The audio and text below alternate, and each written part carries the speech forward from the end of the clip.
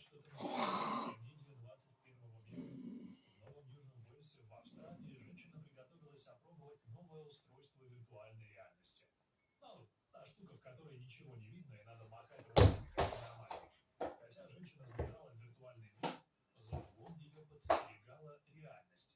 Ей предстояло понять, почему лучше расчищать зону игры, прежде чем прыгать в громоздких очках, в которых не видно окружения. Отпрыгнув, женщина споткнулась обо что-то и упала на старый электроавтомобиль. Он ударил ее электрическим током и одновременно загорелся, начав пожар. Надеюсь, ей хотя бы игра понравилась. Трагедия с трактором. Многие идеи кажутся забавными или интересными, но на деле они очень глупые и опасные.